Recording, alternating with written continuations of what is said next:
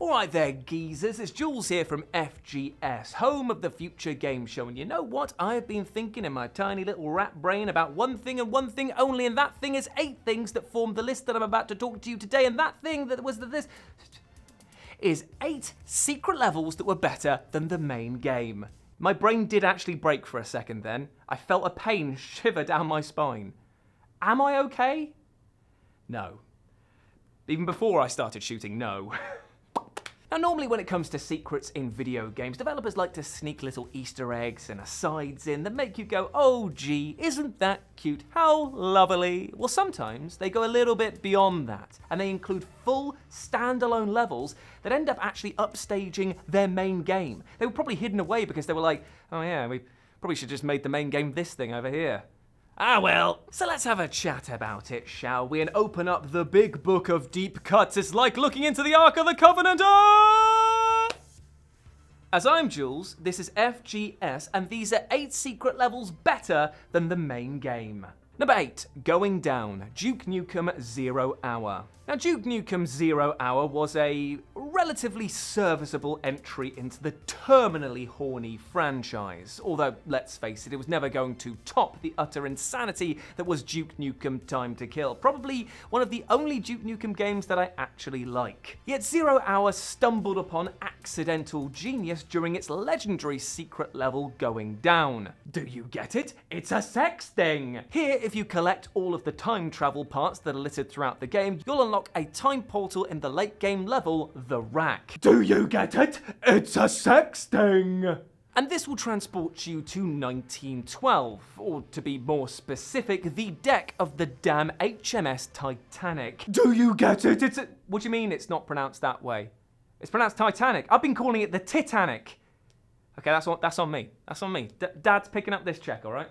Anyway, this isn't just any Titanic, this is actually James Cameron's Titanic, which is as bizarre to explore as it is to then coat with the brains of all of your enemies. Better than that, though, you can actually discover Jack and Rose in the middle of their famously steamy vehicular tryst, though neither Leonardo DiCaprio nor Kate Winslet are pictured in the scene for obvious reasons. But we do get to see the car that they're shagging in vigorously rocking back and forth, so that's nice, I guess. I mean, it's actually really creepy. But then again, this is Duke Nukem, who is practically Lech given human form, so in for a penny, in for a poundin'. But this is an impressive level of detail packed into a secret level that the overwhelming majority of players won't ever see, at least not firsthand, with players able to explore large swathes of the legendary vessel and even don a diving helmet to trek through the waterlogged steerage areas. And it kinda seems like a shame to banish this pretty decent level to a game like this, although maybe it was done because James Cameron would be like, do, hello dialer lawyer, and then Number 7, Ash Lake, Dark Souls. Now here's the thing, when you talk about secrets in Dark Souls, 2 things are going to happen. 1, Vati Vidya is going to get a throb on so large that you can hear his heartbeat over here in England, and 2, that there's going to be some absolute smelly wastrel that will point out that pretty much all of the game is technically a secret.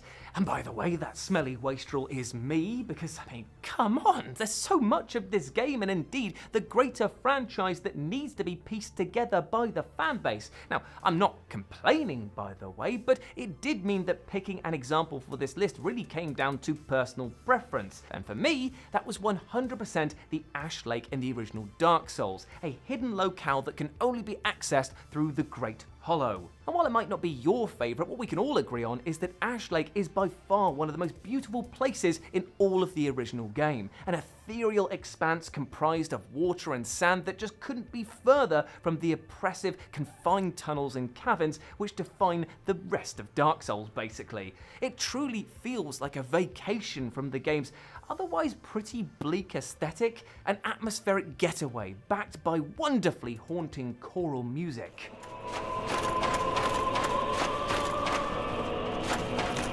Oh, and you can also go worship a dragon if you so fancy it. I mean, that's a holiday getaway worth remembering, right? Fuck Benidorm. And while it's certainly not the most complex level in the game, or in fact the series, it's nevertheless well worth the trek that you'll endure getting to it. Just be careful of the Hydra that's waiting for you in the lake, okay? Because that guy, he an asshole. Oh. Number 6, Ziggurat Vertigo, Quake. Now, who among us doesn't love low gravity levels? Well, back in the halcyon innocent days of 1996, Quake's Ziggurat Vertigo blew players' collective freaking minds. And it might just be the coolest video game level name ever. I mean, what else are you gonna pick? Now, in the original shareware episode of Quake, Dimension of the Doomed, this level is hidden in the 4th official level, the Grizzly Grotto, requiring players to complete a series of hairy puzzles in order to reach its entrance. And here's the thing, right? I'm in my mid-30s and I have knees, so I have an active hatred of gravity, and I kind of think that Isaac Newton could get an apple just bounced off, like winged off of his dome.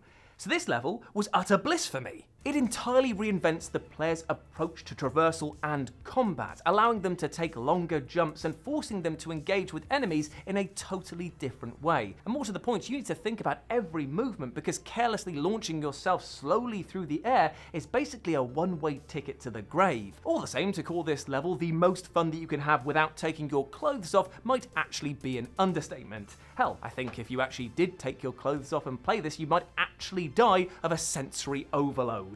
And though certainly not a long or uniquely challenging level, its boundary-pushing gimmick makes it by far the most impressive achievement in the entire game, especially for a first-person shooter that released almost 30 years ago. Do you feel old yet? I do. Number 5, Insomniac Museum, Ratchet & Clank, A Crack in Time.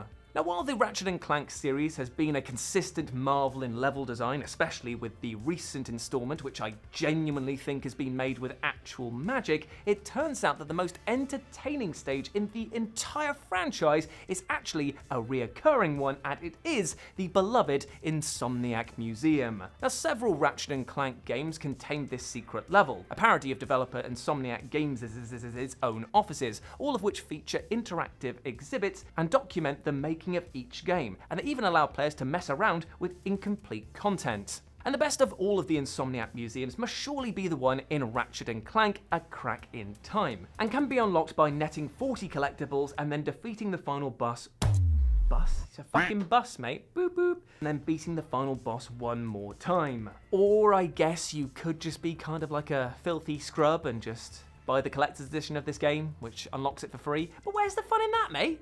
Where's the fun in that? Come on, you're cheating yourself. And you're also paying for tat. Come on, bruh.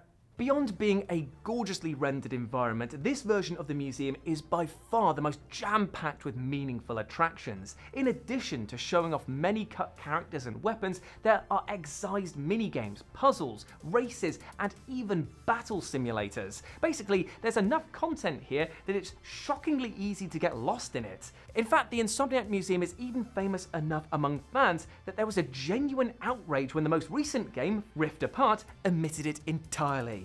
For shame, bring back the museum, mate. Number 4, the little bonus room, Skull Monkeys. Now, Skull Monkeys might just be one of the most criminally underappreciated games of the PS1 era, alongside Fighter Maker, but that is a story for another day. The story is, it's shit, but I played a lot of it. There we go, we're caught up.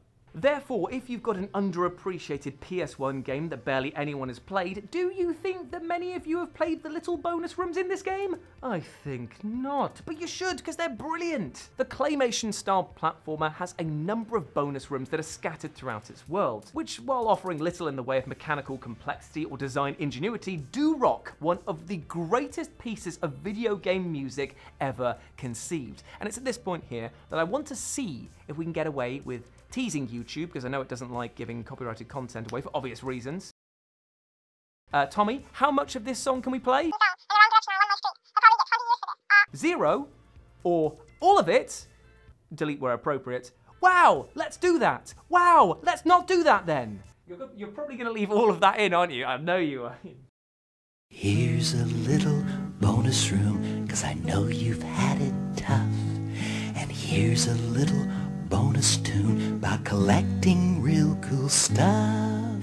It is hilarious and wholesome, but it does start to get a little concerning when the vocalist compares himself to your parents. Oh, you're looking incredible, you're the bomb.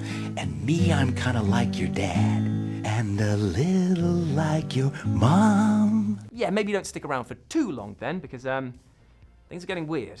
real quick. In fact, we've actually tried to implement some of this technology into our videos to try and convince people to stay around a little bit longer. So why don't you just click on that, see what happens. Subscribe or I'll die. Subscribe or I'll die. Okay, maybe that was a lie, but without support, this great rapport will be cut short, and so please subscribe or I'll die. Subscribe or I'll die. Number 3, Hidden Palace Zone, Sonic the Hedgehog 2. So next on the list, let's talk about a secret found within Sonic the Hedgehog 2 that technically wasn't actually a secret at all. Are you confused? Well, so was Sega, likely, because they actually marketed the heck out of this stage only to see it cut from the final release. And while Sonic and Knuckles featured a remixed version of this zone, it wasn't until 2013's remake that the original version was restored in earnest, albeit with a few design revisions of its own. Strangely enough, players can access Hidden Palace Zone in the Mystic Cave Zone Act 2 by falling through a pit midway through the act. And you will be glad that you took a tumble, my friend, because let's just say that the Hidden Palace Zone is a fan favourite for a reason. Well, many reasons, in fact. For starters, it's absolutely beautiful, with even the game's own level artist Craig Stitt deeming it one of his favourite pieces of Sonic art. And while Sonic levels featuring water are notoriously divisive amongst the fans, if only because of that trauma-inducing drowning music, the aesthetics, nimble platforming, and corker of a final boss battle against a trombone-touting Phantom of the Opera-style version of Dr. Robotnik makes it an all-timer for the franchise. Number 2, Pappyland, San Francisco Rush Extreme Racing. Another deep cut now, but real ones know that San Francisco Rush Extreme Racing was one of the most ludicrously entertaining racing games of the entire 1990s. And I mean, sure, it did lack a bit of finesse here and there. I mean, it was no Gran Turismo, but it did contain one thing that overtly compensated for this, and that was Pappyland. I think I'm going to need to expand on this for many of you. Now, Pappyland might sound stupid, and let's be honest, it totally is, but it's also a legendary, awesome secret stunt course that is hidden within the game's 6th track. Accessing Pappyland requires counterintuitively driving down a steep mountain until you find a literal hole that is carved out of it, which is actually the entrance to an insane underground cave track where you can drive off ramps, scale rock faces, and basically obliterate your car to your heart's content.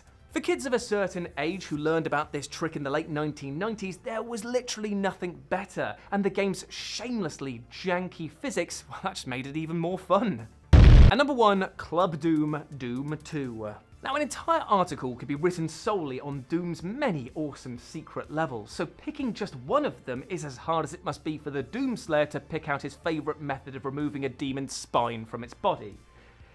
There are quite a few of them.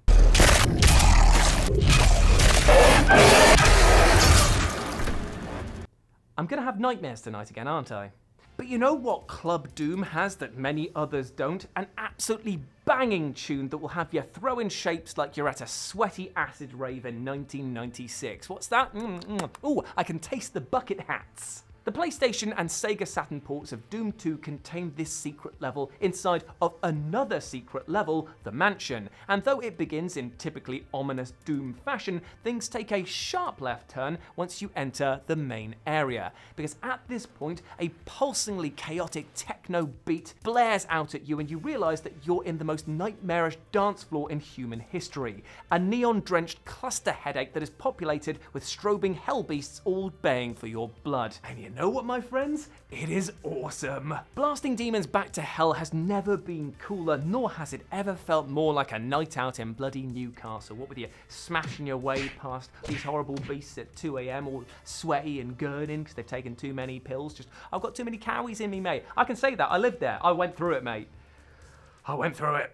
Begone, fell beasts, I must leave this pit of sorrow so I may go toward the luminescent glow of a 24-hour Greggs and buy my body weight in baked goods. I'll tell you, what a life. Great night out. And there we go, my friends. Those were 8 hidden secret levels that were better than the main game. I hope that you enjoyed that and let me know what you thought about it down in the comment section below. As always, I've been Jules. You can go follow me on all the social medias where it's @RetroJ across all of the social media platforms, even that one. Even that one. And you can go follow Tommy over here, which you should definitely do because he's a very good boy. But before I go, I just want to say one thing. I hope you're treating yourself well with love and respect, my friend, because you deserve all of the bloody best things in life, like love, happiness, and success. And do not let anything or anyone else tell you otherwise. You are a massive ledge, and I want you to go out there and smash your life goals today. It is no secret. That's just the goddamn truth. Hope you're treating yourself well. As always, I've been Jules. You have been awesome. Never forget that, and I'll see you soon. Bye. Walk off for a fuck. Yeah.